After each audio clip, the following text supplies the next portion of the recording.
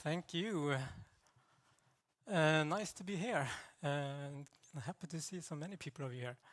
My name is Jonas Birmé. I'm the co-founder and the VP R&D of Ivan Technology.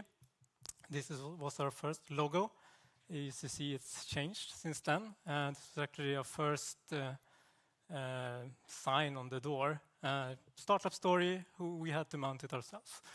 And as mentioned before, I mean, we in Ivan we help our customers solving different problems and finding solutions in this video streaming area. And while doing that, we of course gain a lot of experience and basically see a lot of challenges as well, since we are also trying to solve those. And a little bit based on that, we see that we often say, what if we would have this little tool to help us doing that work, or what if we have this component to help us doing that work?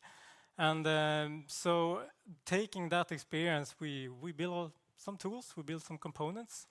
And those of you who know me know I'm a real advocate for open source. And I'm not going to talk about that now, but I see a big strength in that. So the things that we develop in R&D, we release as open source on our GitHub for everyone to pick up and continue to develop and make further. And my first open source contribution was actually, I had to Google on the Internet Archive. It was 23 years ago. Can you guess what that was? And why I did it? It was, I bought a DVD player for a computer. And this was the time when I wanted to run Linux, or I did run Linux. And of course, there was only Windows drivers for that DVD player card. So there was a project which actually did develop a kernel module for Linux for this particular MPEG-2 hardware decoder, which was at the time. So that was my first contribution. So already 23 years ago, I didn't know that we were ending up working in the video and media space that much. But that was where it started. And today, I'm going to talk about testing video streaming apps. And of course, first talk about the problems, and we'll present a solution. And I will give you some code examples. So yeah, viewer discretion advised. It will be code examples on the screen. And to start off with the problem, how many of you have been in this situation? Oh yeah. So you know what I mean. You're sitting there, you try to reproduce an error which happens when there is an ad, or it doesn't happen when there is an ad. And you usually think when you as a consumer watching, oh, there's so many ads all the time. But when you are a developer, you think, why isn't there an ad break? I need to wait 15 minutes for the next one. Yeah, you know the problem. And the other thing is that, of course, when you develop these streams to you try to make them as perfect as possible. So it can be extremely difficult to actually force a specific error, because the only thing you have to work with is your perfect streams, right? They don't have any buffers or problems in it, because that's how you design it to be. So on one hand, you want to try to reproduce a problem, and you try to enforce an error, basically, that you want to try. And the third thing, which is also difficult, is that you want to, as we talked before, we want to try to automate a lot of testing. The challenge with automation, writing automation in this scenario, is that it's very difficult to get sort of deterministic streams. I mean, where you actually know exactly what is delivered. If you just plug into a live stream that you have, I mean, at one time this stream contains these things, and another time it contains another thing. So that is a challenge. And of course, if you don't do any testing, what happens then? Yeah, the consequences is of course not good. You could lose revenue because you are not tracking the ad impressions, or you're not even inserting ads, or the customer experiences are very poor, which then people churn. So there is really important thing that you spend some time on this. So now I'm going to jump into the solution. Well, of course, it's not only one solution, but I will give you some inspiration and some idea on what you can do. And as I said in the beginning, I will do it mainly with open source tools, components that's available out there. Some of ours, some are not ours. And some tools here in this example is not open source, but mainly used for as an example of, like the media tailor ad insertion is just, let's assume you are using that vendor for your SSAI insertion. So it's just an example. So we have a chaos stream proxy. I'm going to go into a little bit more what that does later on, but it's basically make your streams less perfect in a controlled way. We have a test ad server, which sort of mimic the way an ad server works, but without all this fancy buying part in it, and estimation and those things. So you can provide ads in a deterministic way, and you can also track the impressions. We have a channel engine, which is something we have developed that we can generate a live stream based from a non-live content. And then we have a tool called Playwright. I don't know how many of you are familiar with that. But basically, it's automating browser testing. So it's spinning up headless browser and performs stuff. So you can use that in your testing. We'll use GitHub Actions to get this into the pipeline. You can, of course, use Jenkins and the other tools, but just as an example. And as I said, we will use media tailor for the SSAI part. So let's start with the chaos stream proxy. What can you do with that? Well, it is what it is. It says it's a proxy, so it's something that sits between your VOD stream, your perfect stream, and then it manipulates the manifest both in HLS and Ampeg-Dash to introduce an error where you say it to have an error, and that's what you feed to the player, which gives you the possibility to say, yeah, on the third segment I wanted to give a timeout. On the third segment I wanted to just stall a bit or time out or throttle or whatever. So it's something where you can add on an existing platform. You have a lot of VODs, you have a lot of streams that are perfect, so you just put this in between to make it less perfect. And then the second thing is that it could be hard to have a deterministic live stream, a live stream where you know that in 10 seconds there will be this content, or there will be an ad marker, or there will be these things. So there we have the channel engine, which can take a VOD and make that sort of into a live stream by using manifest manipulation here. And again, this is in order to be able to do it deterministically. And then we can, of course, add to that. So let's say you want to have a controlled live stream, which we can get through the channel engine. And then you want to introduce an error in that live stream just to see how the player behaves in that scenario. Then we can add the chaos stream proxy in combination with that. So now you have a way to introduce errors in a live stream. And then we can test ad monetization or ad insertion by using this test ad server together with our live stream generator. And in this case, we use media tailor as the ad inserter to actually perform the ad insertion and getting the ads from the test ad server. By using the test ad server, we know one thing: it will always deliver an ad, and we know in which order and what type of ads and what IDs they have. We can also decorate the ad response with impression URLs that actually go back to the ad server. So we can also verify that the loop is closed, that the actual client has been reporting the impressions back as it should be. And we can do this with live. Another case is similar to that, but in this case we're using CSAI, so we can basically do the same thing here, but we're using in this case the Google EMA SDK for the ad insertion part, but getting the ads from the test ad server.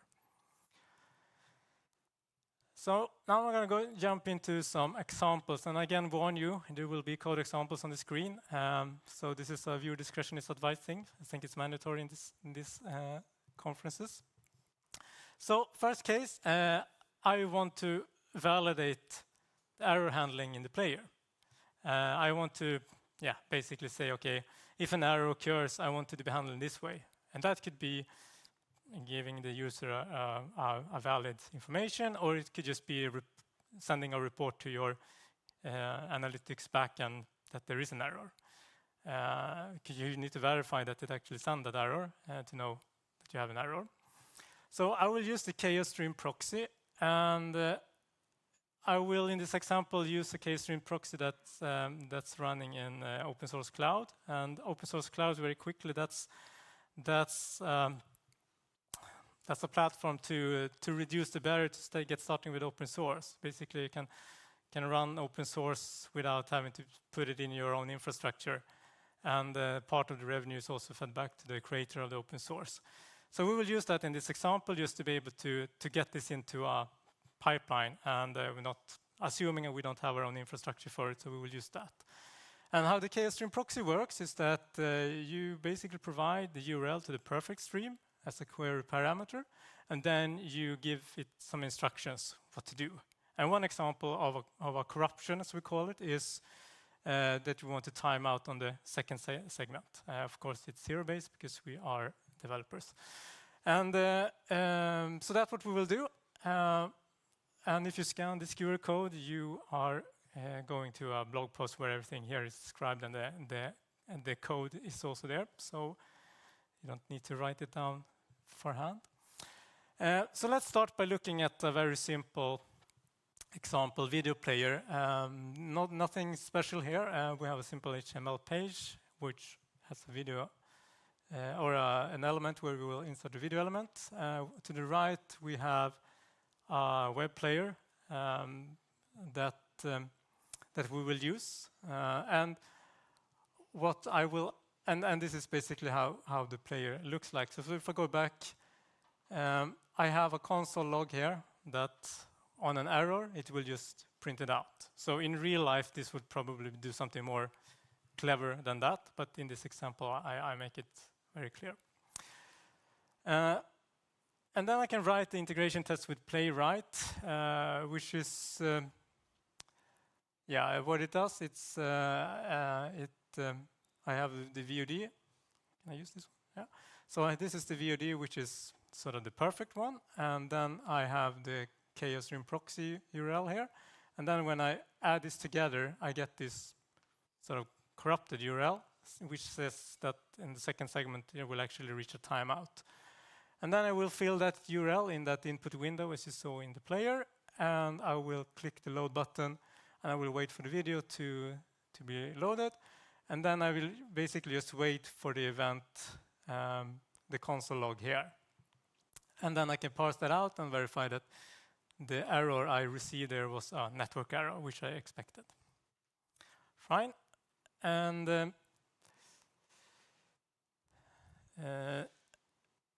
so I want to then automate this, and I want to be able to get this as part of the actual integration test. And so in Playwright, you can build this up by using sort of a setup script and a teardown script. And in this setup script, I'm launching on one of these chaos stream proxy instances. So I'm launching it fresh, so it doesn't have anything. It's a clear state from the start. Not necessarily that this particular component has some specific states, but as an example. And then when you turn it down, I will remove it here. And then I can add this to our build pipeline, for example, running on our pull request. So we'll run this test, and we'll install the dependencies, and then I will actually run the integration test. So in this test, it will launch the chaos stream proxy, run the test that you saw, and then tear it down, and then, whether it was good or bad.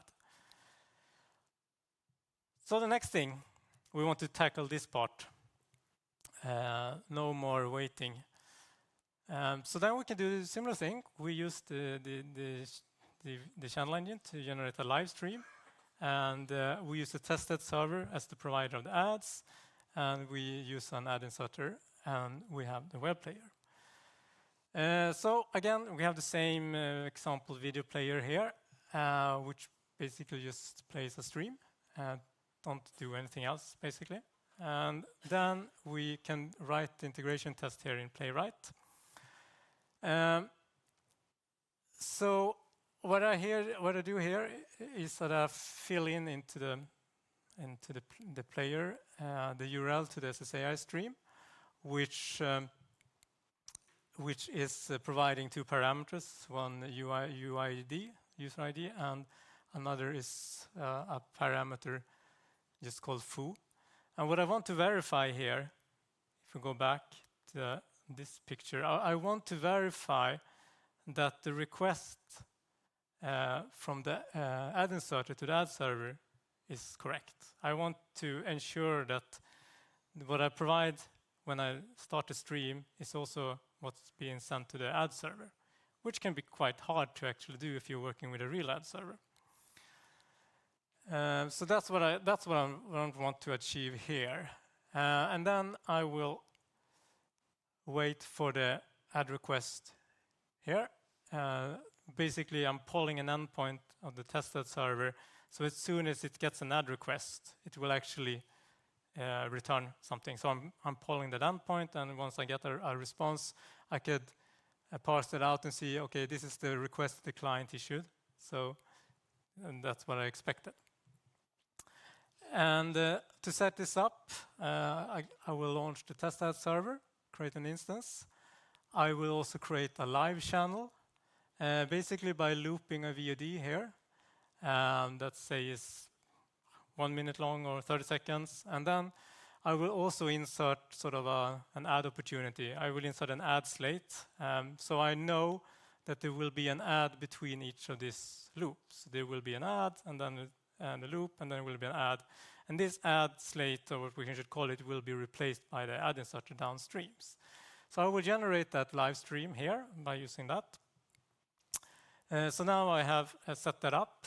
I can also automate the setup of the ad inserter if I want to. Normally you may have that already set up, so that's actually what you want to test, that setup. But just for example, I'm setting this up. And here you see I've configured it to go to the test ad server, provide these parameters and some other settings, and then it's starting. And most important is this parameter foo, which is I want to pass that parameter from the player to the ad server, because it could be user segment data or something like that. Now it's foo. Another thing is the last thing is the similar, where I use client-side ad insertion. And in this case, I will want to verify that the ad impression tracking is actually taking place. Of course, I could sit and watch the developer console for it, or I could use Charles Proxy or something like that. But I want to automate this. I want to put this into my pipeline. So we need to do this programmatically. And so this is also in Playwright. And here I will use the ad request URL to the ad server. And the duration and user ID here. I will fill that in, and I will load it. And basically, I will wait for a response. Basically, you're seeing, okay, has the client issued the ad request? I will start to play, and then I will fetch this endpoint to see do I have a session? Do I have a ad that's been delivered here? And then I could wait basically for another endpoint, which is waiting for the tracking events to occur.